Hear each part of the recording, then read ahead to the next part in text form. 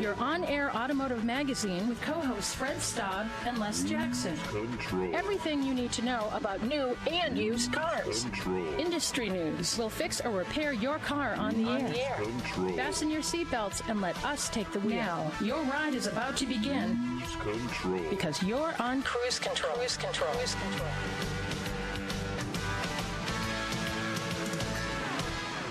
And welcome to Cruise Control, your on-air automotive magazine. Hello, everyone. It's Fred Staab and Les Jackson. Les, how you doing today? Hey, just great, Fred.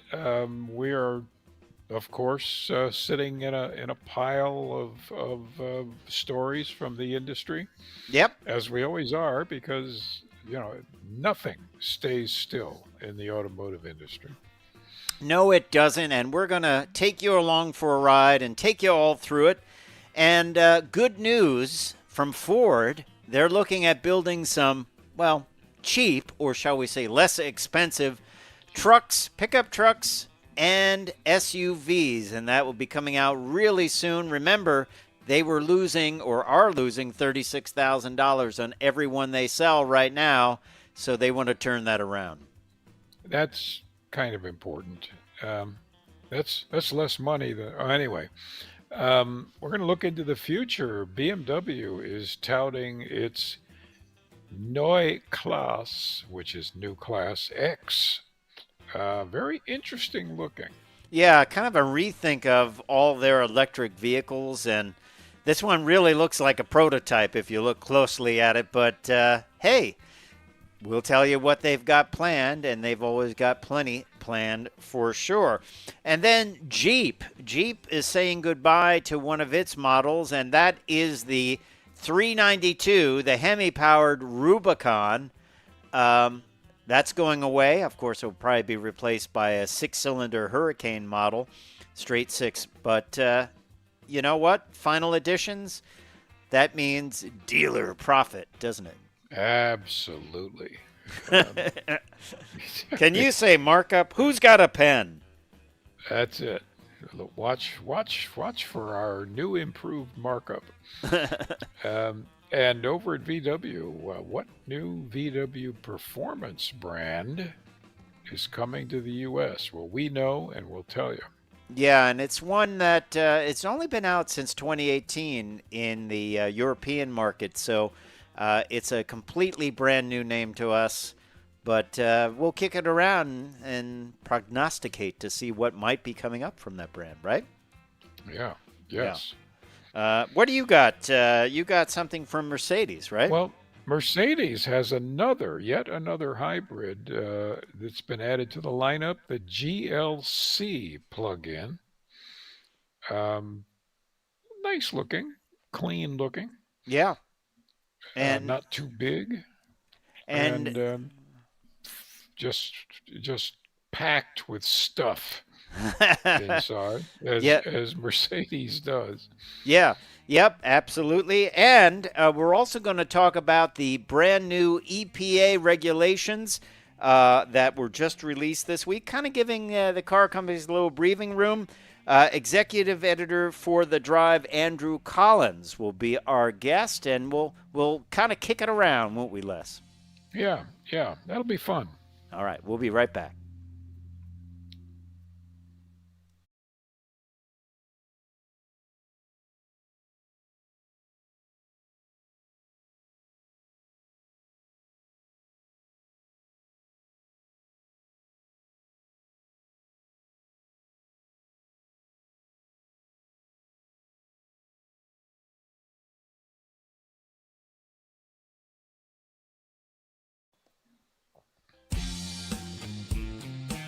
Cruise Control. Hey, welcome back to Cruise Control. You're in the right place. This is your on-air automotive magazine, and we're going to start off with Ford saying, this is good news if they can pull it off, that they're going to be selling they say, cheap electric pickup for 2026. And Fred and I are predicting what it's going to be, but point is, they're saying that it's they have a skunk works. They actually they say that they have a skunk works that's developing a low-cost electric truck, which will take on Tesla and the Chinese manufacturers, and of course take on the rest of the domestic industry with a truck that doesn't cost what your house costs, Yeah. uh, which many of them do. So we think, and we don't know this, but we think that it's going to be kind of a maverick EV. They're planning on a $25,000 MSRP. That is, these days, that's a giveaway. Yeah. It's There's very few cars, very few. sedans, certainly no electrics. Well, No, I guess 25,000 if they get the full 7,500, or 25,000 regardless of that. Because I don't think they'll be able to build it in the U.S. at that price point. I don't think so. But, don't ever underestimate Ford. No, that's true. That is true. And one of their key things to making this happen is a former Tesla executive, Alan Clark, who's been brought over, and he did the Model Y over at Tesla. And this is like his goal. As soon as 2026, Jim Farley, Ford CEO, said these things will have to make money, have to be profitable within 1 year of being released. So it's not like, well, after we build 10 million of them, we'll turn a profit. They want to make profit right away. I mean, who can blame Jim Farley? Who wants to build vehicles and lose $36,000 on each one, right? Well, yeah, what's the point in building them if you can't make Just for money? fun, something to do. Yeah. Well, that's good for one, but yeah. So I do agree that with you that it'll almost certainly be a maverick-ish platform, Mm-hmm. um, but which is big enough, frankly. Yeah. But man, if they do it, if they pull it off, they're going to really grab a market. Yeah, and then they also are talking about lithium iron phosphate battery packs for cost savings initially, but that may change as new battery technology comes out. You're right. This is like a skunk works project, meaning Yeah. they're like, hey, we have a goal, we have a number to hit. Do you think they'll be able to keep it at $25,000? That's very hard to do, even if you're planning out 2 years in advance, right? I I think they'll be able to offer the base level at 25. But I believe almost no one will buy it at 25. They're going to want the things that American buyers want, and that's going to add another two or three to it. And I don't blame buyers for wanting things like, a good Sure. infotainment system and maybe upgraded Right. seats or something. When you're buying something that expensive, you might as well get what you want, right? Well, that's right. And of course, Ford knows that. So I think, out the door, probably closer to 30, but that's the buyer's choice. Yeah. If you're buying a fleet, maybe you can buy them for 25. Yeah. Yeah. Interesting stuff. Interesting stuff. Well, here's something that won't be 25,000. The new class, No. the BMW New Class X, basically re-envisioning all of their electric vehicles, all of them. It has something called Hypersonics personalized drive sounds with the new iDrive system. A spacious, open, progressive design and resource-saving plant-based material on the inside. How those kidney-shaped grills for you? Because everybody gets upset if Well, they get too big. it's a light up kidney-shaped grill. Yeah. It's kind of cool. The footage we have is kind of Well, definitely looks like a prototype model, but we'll talk a little bit more about some of the other features the new class could bring in when they come in. So we will be right back with more cruise control after that. Stay tuned.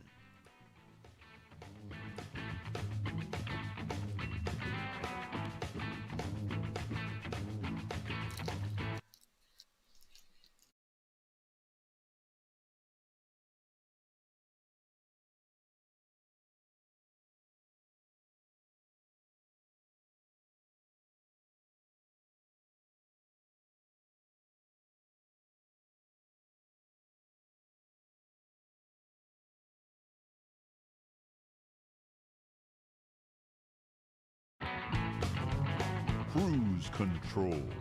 And welcome back to Cruise Control. We were talking about the BMW Neue Klasse X, which is sort of prototypish, but it's the direction they're going in.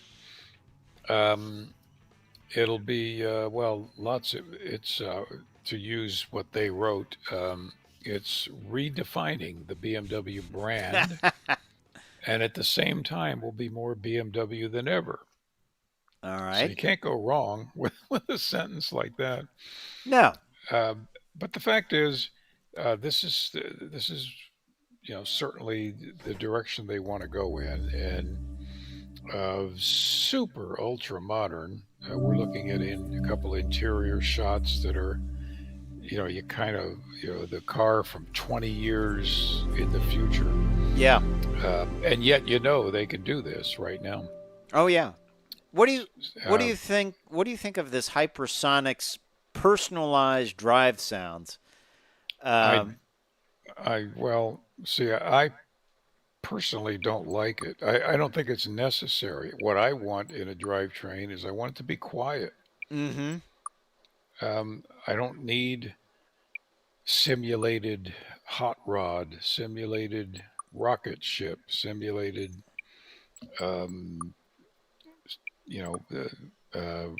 race car side exhausts. Well, I just want motion. they say it will turn the new Class X into a personal experience space. Mhm.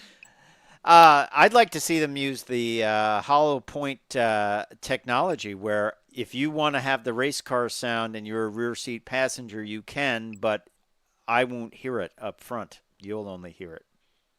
Right.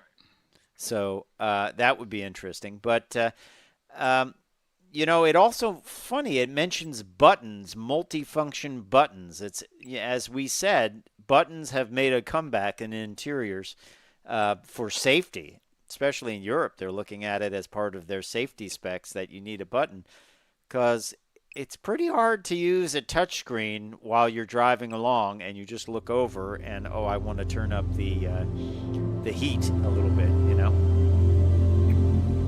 Well, and it's distracting, and it's actually people are getting in crashes now. Yeah. While they're working on their touch screens, it's this is the wrong direction to go in. Yeah. So, but where are the buttons? I don't know. I think right now, since this is a prototype, they are just a glued panel into the vehicle. But we don't see door handles on this really, or maybe there's a door handle, but there's a little nub fin sticking out. Yeah, so it'll be interesting. Elements of this will make it into production.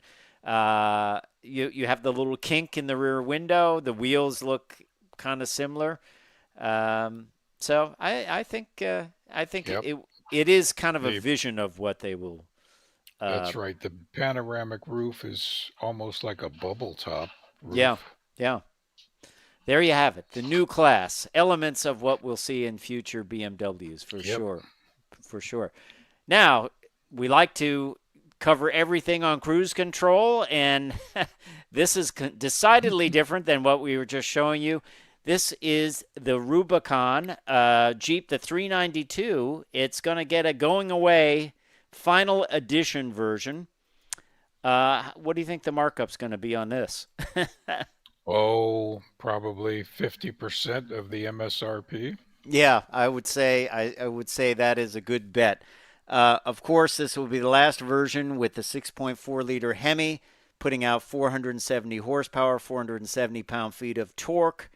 It is every bit of a Rubicon, and with the additional exterior equipment on the Wrangler 392, the final edition, it includes factory-installed 8,000-pound capacity Warn winch, Mopar triple loop grill guard, Mopar heavy-duty rock sliders, half-inch suspension lift, so 34.5 inches of water fording, 11.6 inches of ground clearance.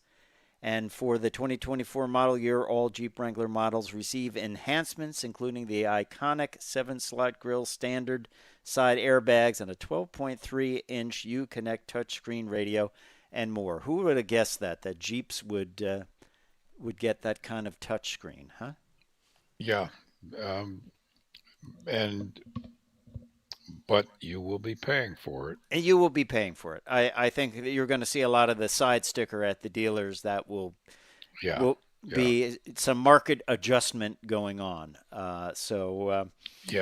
Special market adjustment. Yeah. Yeah, in the 5-figure range, easily. Yes, I don't know. I don't think that will ever be able to be stopped. I mean, as much as manufacturers try to do it, it just happens. It happens, and there's some offers of some of the final Hellcats and that where, they were looking for 300,000 and someone offered them 275, and they're like, nope, it's not enough. The dealers just didn't go for it. So just don't buy it. Yeah, you don't really need it. Yeah, it's interesting though. It's interesting, but if you want that, I would say order now, get in line, and be prepared to open your wallet. Hey, when we come back, we are going to talk about the new EPA regulations, and you and I are going to kick this around with executive editor for The Drive, Andrew Collins, who's going to join us right after the break. Very interesting. You and I have talked about this, how in the last couple of months, a couple of months ago we started with, hey, companies or brands like Lincoln, hey, we're going all electric in a year or so, to now, hey, let's get some plug-in hybrids in there or hybrids in there. We saw that with Mercedes with their new GLC plug-in hybrid. It's going to be a rapid change. I've never seen a rapid change like this in a long time of doing the show.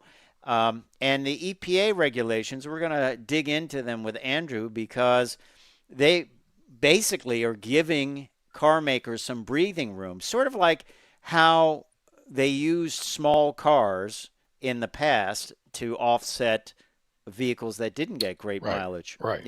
So that's the way electric vehicles are going to be used, to kind of offset that corporate average fuel economy. With the small cars, they actually made a small profit. Right. Sometimes just $300 or $400, but with the electrics, they don't. They might be going the other way, and hence that's why we were talking about Ford looking to get to those $25,000 small electric pickups and SUVs and make it profitable basically 1 year after launching them. So if they can do that and put that into the mix, that's kind of the essence of what happened with EPA. But Andrew, we want to get his take on it too, because it's a big issue. And it's funny, when you look at all the different publications and all the different posts, you would think it was a completely different story. Everyone I looked at, from it's the end of the internal combustion engine, EPA puts a nail in the coffin, to, oh, well, yeah, now they'll be able to make plug-in hybrids, and electric vehicles. So they kind of got it all different ways. I guess whatever you want for your website, they put it up there. But we will get Andrew's take on it coming up after the break. And don't forget to check Cruise Control out on all our social media outlets, our YouTube page and our X feed and all that and more. It's always good to stay up to date. And what do you think? What do you think of the EPA regulations? Do you think it's a good idea to kind of mix it up and have hybrids, plug-in hybrids, and electric vehicles, and who knows what down the future, maybe hydrogen power or fuel cells? Or would you prefer to say, nope, stay the course, let's get very aggressive, and let's just do electric vehicles? I mean, the key thing is they've got to make some money on them, otherwise they won't be. Well, yes. They can't stay in business. So, But yeah, we're going to stay in business though. We will be right back with more Cruise Control after the break. So stay tuned.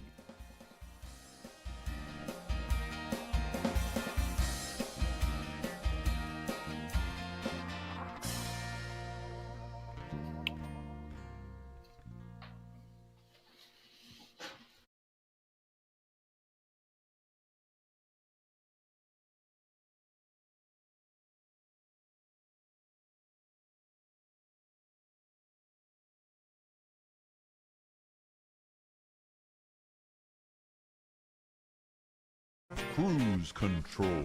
And welcome back to Cruise Control, your on-air automotive magazine. I'm Fred Staab. He is Les Jackson. And Andrew Collins from The Drive is going to join us. And Andrew, how are you? Welcome. Howdy. I am well. Nice to be with you guys today. Yeah, great to have you. And Les and I have been talking a lot about this EPA regulations that came up. And if you were listening during the intro, it's kind of been presented in multiple different ways to on the internet, from everything from automakers are given a little bit of a breather to, that's the end of internal combustion engines, and you won't be able to buy them. So we wanted to go through it and get your take on it. And, kind of see what your take is on it.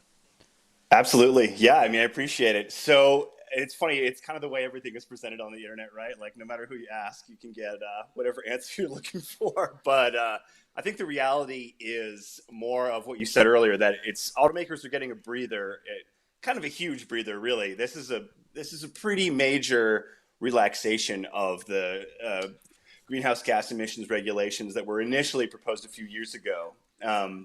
So to put it in some numerical context, for 2024, the current model year, the requirement for greenhouse gases is 192 grams per mile for a fleet. So if you're an automaker, your whole fleet can pollute that much. Now for 2027, it's down to 170 grams per mile, and then it's going to go down incrementally until 2032. So those numbers are not that different. That's pretty consistent with the way greenhouse gas have been stepping down.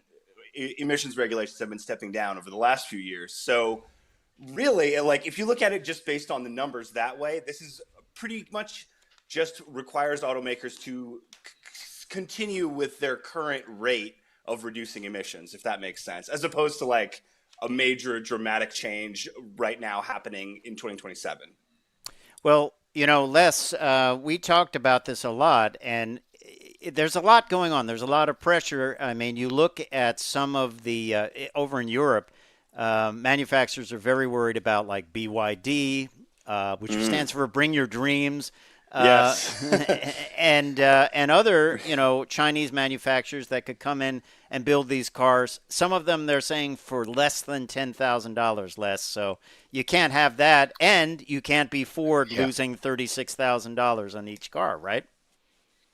Well, that's right. There's got to be a middle ground, but also, when you go after something that sells cheap, like what the Chinese might want to do, you have to worry about the battery technology, especially because you can make a battery cheap, but it's almost never has much of a life to it. And then now you have more waste. You have just the pollution of getting rid of those, and I worry about that. I'm glad the EPA has some very bright people. I know a bunch down here, and they're looking at everything pretty carefully. So I just like the whole idea that everyone's taking a deep breath. Yeah. I guess that's the way to put it. And Andrew, I've always been a fan of hybrids and plug-in hybrids, even from the beginning. And you look at just like with the Camry, right? They're going to be only hybrids.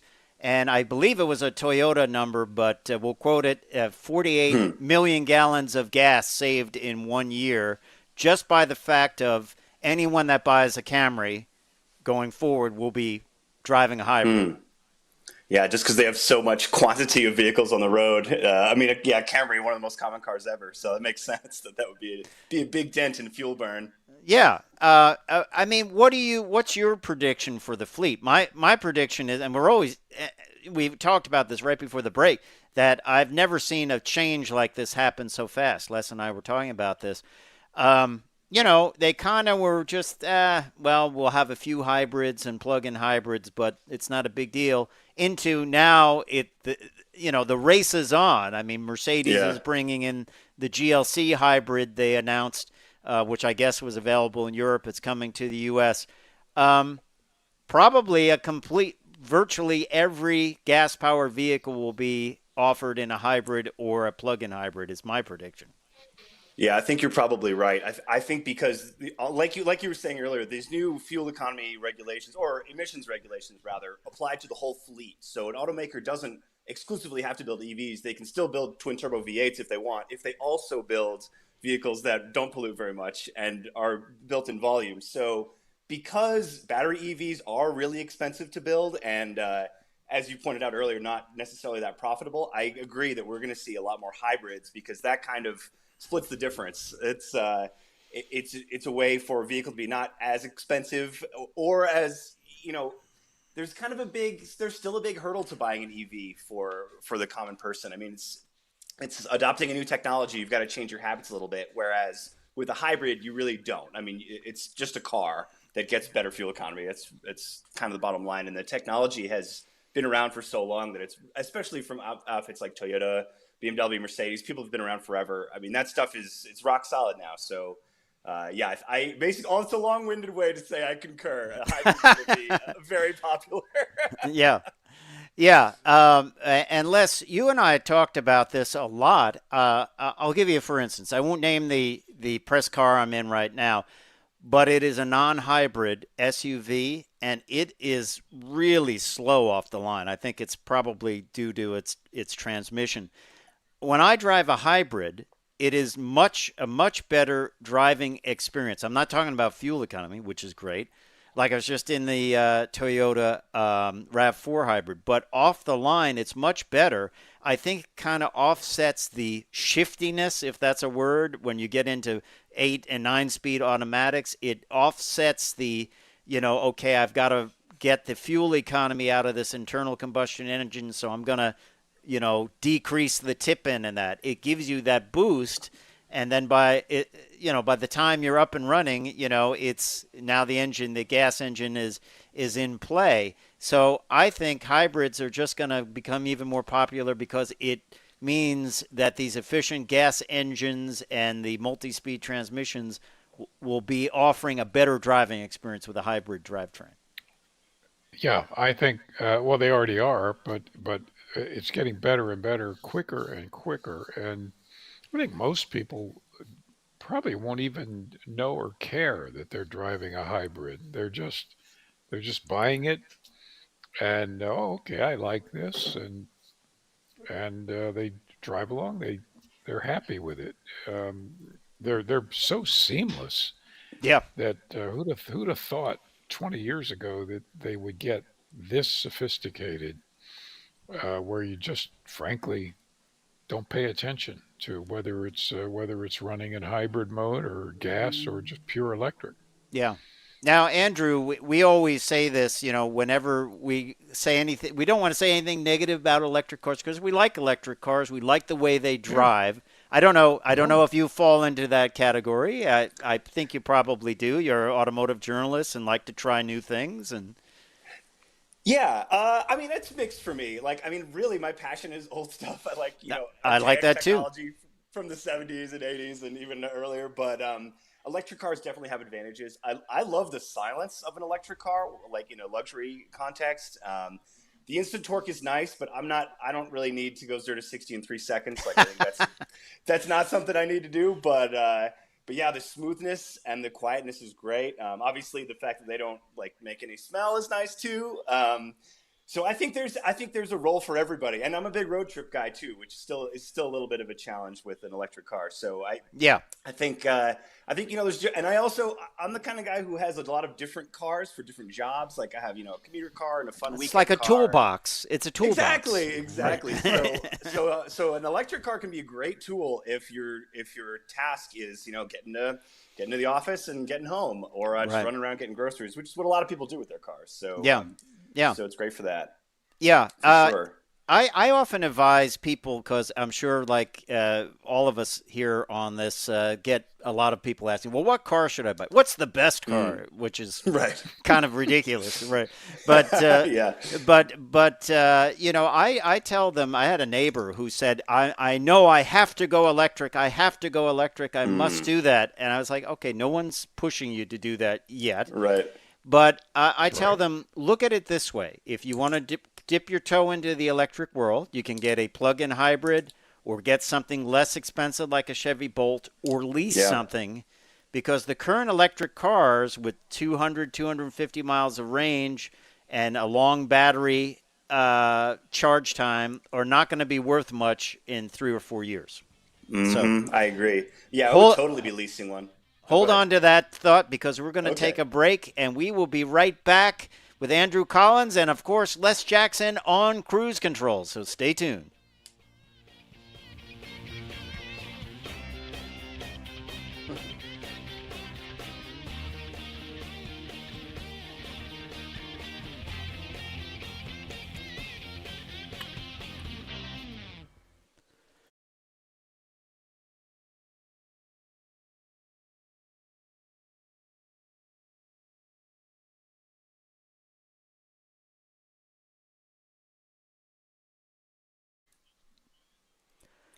Hey, we're talking with Andrew during the break. Andrew, I have to ask you about this, because we are big fans of animals here on Cruise Control. We want to have you back on to talk about this, because these are some automotive journalists I like to drive with right here. Yeah. And they look like a fun crew of furry friends. Are they all yours? No. So the one in the red harness that you see there standing next to the Aston Martin's grill, that's mine. That's Bramble. But they're all relatives. So the Australian Shepherd laying down right in front of the wheel is Coda. That's the mother. And then all the others are siblings. So that's Silas in black. And then Indy is the other Merle with his tongue hanging out to the side there. So we I have a lot of family back in New York, and we all kind of live very close together in like a little area, and we all have like this big dog family.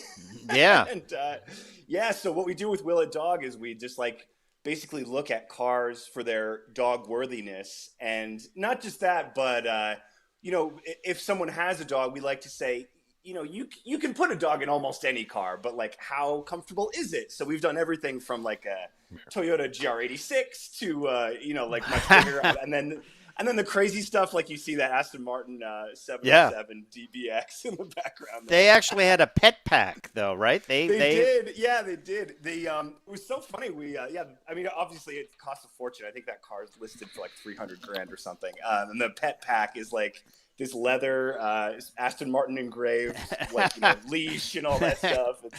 The funny thing is you could tell it was meant for like Chihuahuas or something, because our Shepherds were like, wouldn't even. They were like this. We have a couple of Cruise Control cats, right, Les? Yes, we do. One of them is sleeping, and the other one I was just trying to pick up, and Petey said, no, we're not going to do that. Yeah. Nice. Come on, growing up, my folks had a motorhome, and we had a yellow lab. I remember got as a puppy, and I realized when we were taking her to the vet for the first time in the car that she got car sick on my lap. No. And we were like, how is she ever going to travel with us in the motorhome and that? And we realized if she sat backwards, in the Oh, car, interesting. and we had the window open just a little, just so she could Okay. stick her Yeah, get nose her up snout there. out. Yeah, sniff the air. She would be okay. Isn't that funny? Nice. That So is she funny. Yeah. Yeah. so she would sit backwards, and everyone always thought that was funny because she would sit backwards, and then That's so weird. yeah. So you did we're going to be coming back here to the show in just a few seconds, but you also did an Okay. interesting piece on rodent repellents. Oh my God. Speaking of cats, the ultimate rodent repellent. But we're going to hold that for a second because okay. we're going to be coming right back. So here we go. Absolutely.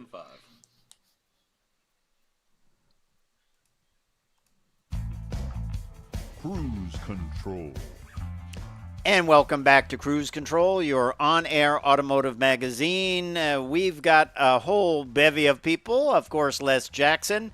Les, you and I and Andrew Collins from The Drive have been talking about EPA regulations, which we think are overall pretty good because it's going to be a mix of vehicles, right? It's going to be plug-in hybrids. It's going to be hybrids. It's going to be electric vehicles. And you and I have always said the future is multifaceted, right? Well, yes, and and the problem with the future is that it comes very quickly, and you have to be prepared for it. I don't envy the automotive companies for this because they have to think 3, 4, 5, 6 years in the future, and nobody really predicts the future very well. And the big thing now is when do we start running out of easy oil? And that's coming up. And that once that trend starts, which will be in the 2030s, what do you do? How quickly do you phase in the alternatives? We have lots of alternatives, hybrids being one, battery electrics another, hydrogen. I'm curious, Andrew, what you think of hydrogen power, hydrogen conversion uh, Yeah. in older vehicles, and where that practicality might end us. Not Yeah. cause Good our question. end, but end us. Hopefully not. Yeah. Uh, Yeah.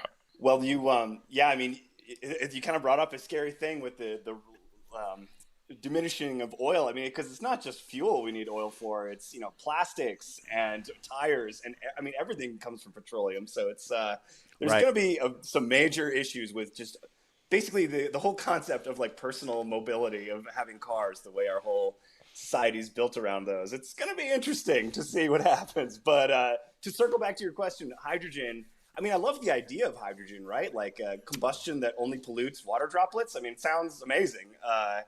I think on a practical note, so far all I hear is how tough it is to store and move around. And I think hydrogen is really energy intensive to make or extract and get to a point where it can be burned in a car. So I don't know. I don't know if it's a viable solution, really. I like the idea. I love the idea. I don't know if it's realistic. I had like this vision of like SEMA 2045 and someone's marketing, hey, these are replica gas tanks for Yes. 67 through 69 Camaros that actually Yeah. contain hydrogen tanks in them. And, we sell it. Holly sells it as a package with, a new intake and lines and the tank. What do you think? Yeah. That's Yeah. Yeah. not. Of course, too, there's Porsche's working on biofuels, and they have a Yes. plant, I believe, down somewhere in South Chile. America. Yeah, Chile. Yeah, and Yeah, they're big on, yeah. yeah. So who knows? I mean, that's been like biofuels like that has been going on since World War II. I mean, it's that what people wanted to do. Very much. Yeah, and Yeah. so Yeah. Les, what do you think? Yeah, Will before- algae be our future? Um, it'll be part of our future. I Yeah. don't think there's going to be any one thing. Yeah. Not like gasoline took over from electricity 100 years ago, but it'll be a bunch of things, and all of which have their own pros and cons Yeah. and costs, Yeah. but it'll work. Yeah. You know, Well, that's the important thing. and Andrew, Les is a car restorer. He just did a Nice. 67, right? Corvette? 66. 66 Yeah. big block An Corvette. actual real big block. Nice. Yeah. Way cool. And he's done, I think, like 13, 14 cars, all kinds of different things. Really? But what's your take on the future of collectible cars and driving them? Are we going to be buying gas for $25 to down the line, or will we still have access to great used performance cars and buy them for a lot less money than what they originally went for and have fun with them? Yeah, I think, I mean, honestly, you were joking about the SEMA hydrogen conversion, but we might see stuff like that. And you mentioned synthetic gasoline also, like another cool idea that so far is like just astronomically expensive. So yeah, like crazy money per gallon. I think in the near future, there's going to be some more fluctuation. Like anytime like EPA regulations are announced, I think people are like, oh, I got to hoard my old cars. I think we'll be able to drive gas-powered stuff for a while still, and then we're going to get to a point where gas is so expensive that the market for collector cars, you're either super wealthy and like yes you can afford whatever $40-$50 a gallon, or you just can't. And I don't know how realistic this is, but I mean, I could see a future, I'm talking decades from now, not near future, where cars are like horses, where it's like, yeah, you can still drive them, you can use them, but it's not all that convenient. But I think, or gasoline cars rather, but I do think that's quite a ways away if it happens at all. Yeah. Yeah. It's an interesting time. And Les and I think about this a lot. I mean, because all three of us, cars are a big part of our life. Yeah. It's a method of fun. It's a method of relaxation. Totally. I can't wait to get into the next project car. I remember some of the times doing that, and you just lose time. You've taking it apart in the garage and building it up, and the pleasure you get. And obviously that has not died, because you just need to look around YouTube, and there's a lot of people doing this type of thing in garages, and it's still fun. It's still fun to take an old vehicle. I don't so much like the sites where they wreck old vehicles. I'd rather rebuild something. I don't either. Make it better. Make it better. Yeah, I agree. Yeah, I mean, cars are such a great marriage of art and science, right? Like it's got to look good and it's got to run right, and getting your hands in there. And it sounds like you guys are big for both project car guys. Yeah, I am too. So I totally understand the satisfaction of taking something from junk and making it gorgeous. I love that. Yeah, making it better, making it run, or buying a project car that's still drivable and you drive it around while it's not perfect. I'm sure, Les, you've done that, right? Where it's, well, we're doing it right now. With the Cobra. Yeah, they got a Cobra replica that they're building up, and cool. Actually, an Aurora Cobra, which is slightly more than a replica, but neat. Long story. Yeah. So it's just pleasurable to do it and do the work yourself if you can, or whatever. And nobody wants that to go away. I hope not. There's even a group of politicians that they have, that lobbying group, that are hot rodders like us, that like building stuff and changing it around and restoring it. So. It's great. What else is going on the drive? We've got about a minute. Tell us a little bit more about what you got coming up on the drive. Yeah, absolutely. Well, we cover all things automotive news, much like you guys, both the culture and like industry happenings. Kind of a big thing we're excited about now is we're back on YouTube. The site The Drive actually started as a YouTube channel. And since the automotive YouTube world is very crowded, we had to try to figure something else out. So we've got a series called Charisma, like the pun, Car-isma. And it kind of profiles not just the car, but the person who worked on it. So this is, basically speaking to exactly what we were just talking about. We're trying to find people who have kind of slightly interesting stories. Maybe they didn't come into cars in a conventional way, or they're working on kind of a strange project. Like we found this guy in NYC who's got this really cool Porsche. Colleague of mine, Aaron Siegel, has a a heavily modified Volvo station wagon that's kind of like a cool secret sleeper. Love it. And stuff like that. So yeah, so we're really getting into like both the car and the person, right? And I think that's a really fun way to kind of bring people into the culture who maybe not that interested in cars, but you can appreciate a human Good story. And, yeah. That's kind of what we're trying to do there with that. TheDrive.com. Check it out. Andrew, we'll have to have you back. It's time for me to say I'm Fred Staab. He's Les Jackson. Les Jackson. We'll see you down the road. Bye. Bye.